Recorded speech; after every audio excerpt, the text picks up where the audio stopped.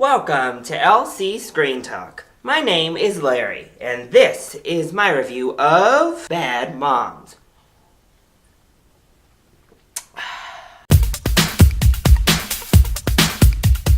So shop for the bad moms out there. And whether you're a good mom, a bad mom, or somewhere in between, I think you're going to actually really find this movie to be quite funny. Because even not as a mom, I found it to be pretty funny as well. So I'm rocking my Bad Moms promo t-shirt with a little bit of a hot mess here. I'm over here sweating because it's hot outside. I'm taking shots. As you can see, the movie had a deep effect on me.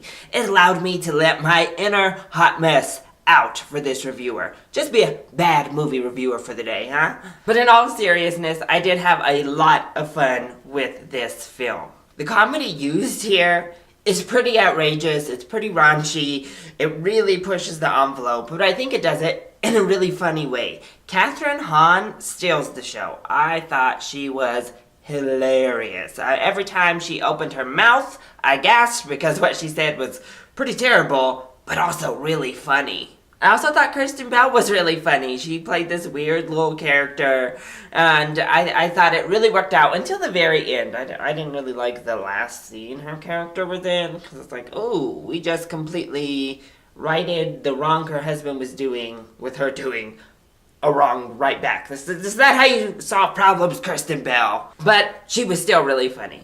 Mila Kunis was funny as well. She definitely brought the most heart into the film, which was nice. But she definitely got outshined by her two main co-stars. And then we had Christina Applegate, who I loved. Jada Pinkett Smith was nice here. She wasn't given much to do, but her little snippets, she had some nice little lines. So overall, the entire cast was just funny. They had a good time. They had a good repertoire about them. And they really brought these, crazy, outrageous, unbelievable mom stereotypes to life in a humorous way. And again, I think it has something nice to say about moms and the pressure that, the modern day mother is put under. Sometimes self-inflicted pressure, sometimes outside societal pressure. They didn't really confine it to one mom or another. They didn't condemn stay-at-home moms. They didn't condemn working moms. They didn't condemn single moms. None of that. Divorced, any of it. And I thought that was really fantastic. Each of these different types of mothers was given screen time. They were given negatives, but they were also given positives. They were given empathy. And I think that was wonderful, and that really helped make the film work, because we never were judging these mothers. We were right there with them. And I also think it had a lot of great things to say about balancing yourself with your children. And if either one goes, too far, then somebody's going to be miserable. And really, everyone is going to suffer because of the imbalance in your life.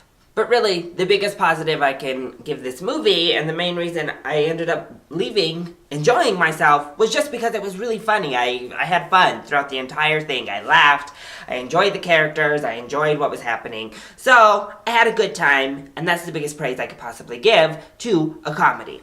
However, it did also have several problems. The first of which was the entire actual plot of the film was super generic and super weak. I mean, it's about being the PTA president, basically. And you're like, oh, okay, well, yay. And as I said before, each of these moms is written in to be a stereotype of a mother. And thankfully, they were able to zhuzh it up a little bit to make them funny and make it more of, lampooning these old stereotypes that moms can't seem to escape. But not all of them got fleshed out enough. Not all of them got the characterization they needed, so they kind of just stayed in that little bubble they were originally painted. And I'm really interested to see what actual mothers think about this film, because some of the things that are put on display here don't paint being a mom out to be all that great. I know they always do that, like, redeeming, but it's the best thing of my life. But while you're going through it, you're kind of like, oh my gosh, it's terrible. I would never want to be a mother. And then I also think, calling it Bad Moms, and the whole point of the film is that everybody's a bad mom. I think that's not really the way to say it or to word it, because I don't think everyone's a bad mom. I just think no one's a perfect mom. I think it's just wordings, but running around like being proud of being bad at something, especially something that directly affects another human being's life, isn't really a positive message. But thankfully, obviously, they conveyed the message well enough that it's about, none of us are perfect, we're just doing what we can do to raise the best kids we can raise. But calling yourself a bad mom shouldn't be a badge of honor.